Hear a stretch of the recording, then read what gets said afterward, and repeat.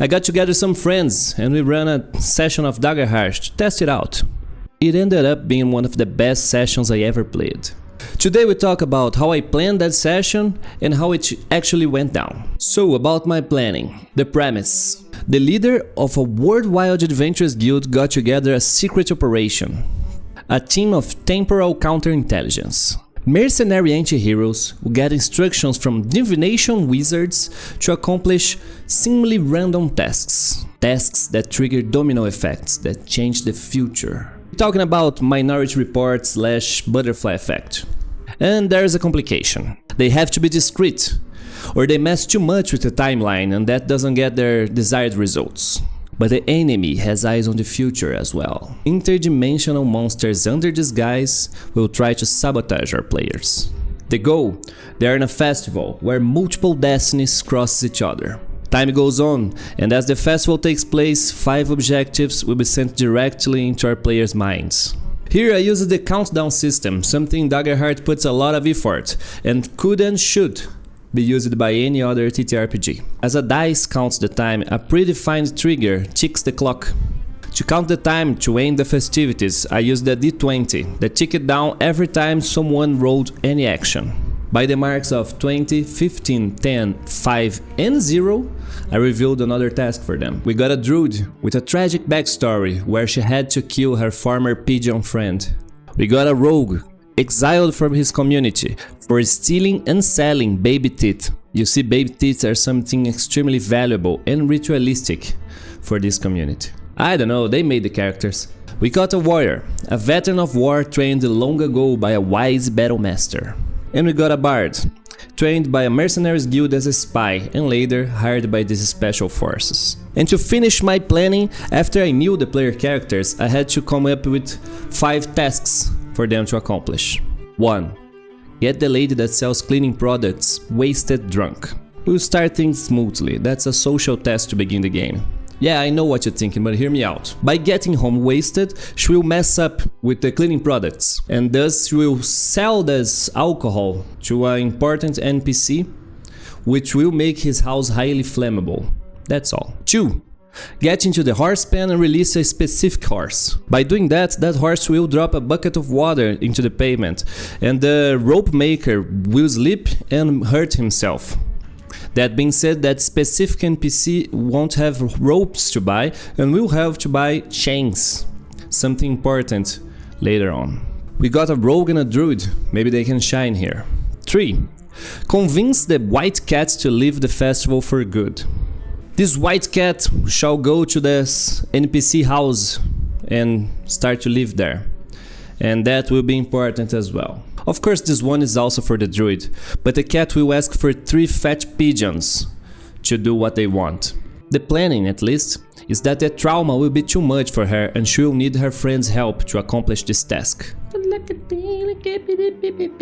4. Enter the arena fight, win the first battle, lose the second. This is important because there will be a monster in disguise at the arena. They have to defeat this monster and then let a common peasant win the fight. You see, this man will use the prize to buy a goose, and that goose will break out, and this goose will be important somewhere in the future. Of course, this one is for the warrior. I will have the monster to recognize her fighting style, as of a battle master he defeated long ago. Let's make this personal. And 5. Punch an old lady in the eye. Okay, hear me out. We do not endorse any kind of violence against any kind of lady, old or not. Okay? This is a fictional character in a fiction. Okay? I thought about adding this moral conundrum as a plot twist for the players. How far they intend to go to save the future. Spoiler, pretty far. This one will be a lovely NPC they will meet by the beginning of the session. If they go through with this, the tables will be turned, as villains become heroes and heroes become villains. All the monsters will reveal themselves to protect the old lady. I gotta say, I was actually proud of this plan already. It had a time urge, it had clear enemies, it had clear objectives. It should be fun. Plus, a terrible act of gratuitous violence. So, shall we see how it went down? The first task was kinda easy, to get the vendor wasted.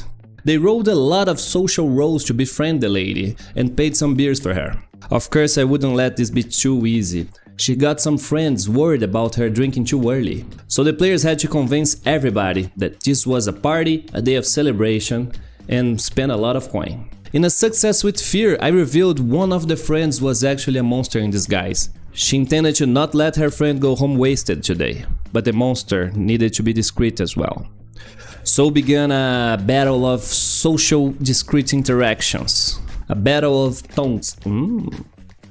A battle of persuasion, which they won. The second task was the one to release the horse. The rogue needed to get in and open the horse pen, but he had some complications. A kid was pursuing him all along. Hey, what you doing? Hey, sir, what you doing, sir? Hey! He eventually managed to lose the kid and open the horse pen. But the druid, you see, the druid would be very important now, and she was wasted drunk.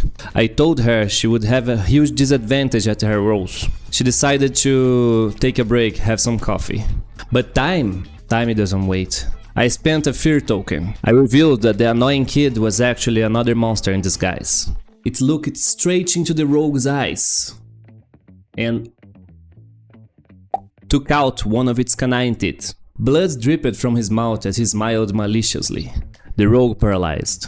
He had no reaction, but the bard went after the kid.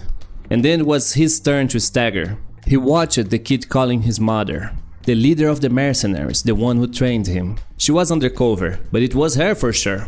He tried to talk to her. Don't talk to me, I'm on a job. And then she went after the guards with her crying son. The monsters had hired her. They had to act fast. The druid released the horse. That's done. Next task, find the cat. They were smart, buying some fish to lure him out. A huge success from the druid's roll, and they let the cat go without the bargain. Easy task for them, which got me time to deal with the monster kid situation. The false mother and a guard cornered them inside the horse pen. A kind of a battle begins, where the players try not to hurt the guard, neither the false mom. And the false mom and the guard tries to hold them. The situation turns into kind of a Mexican standoff, if you will. People shout over each other trying to explain themselves. A kid crying and calling more guards. The mayor is there. He's thinking out loud about canceling out the festival. That would be a bummer. They are already in too much trouble. They shouldn't mess with the timeline. And then I save them by the bell. The arena fights are beginning. The warrior enlists herself. You see, the warrior is an introvert player. Those are the hardest. It's easy to manage a murder hobo or a spotlight hunger player, but the introvert ones are the hardest. As a GM, I keep worrying myself about pleasing them, about making them participate in the game. And her moment to shine was now.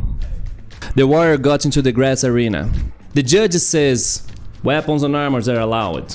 You can hurt your opponent, just don't kill him. We got healers outside. The combat starts. Everyone is watching.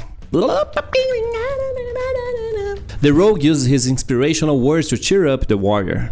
The bard discreetly enters the enemy mind with telepathy. He goes for a distraction. But the warrior brings down her axe. As the battle goes on, she's making short work of the adversary I prepared.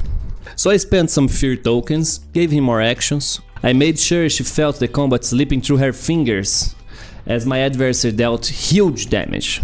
And then she hits him with a high hope roll, and I said the magical words. Describe to us, how do you defeat him? The players went crazy. They were yelling, they were hitting the table. The introvert player had a huge smile on her face. That's a success for me. Then the festival comes to an end. Vendors begin to lower their tents, families wander off.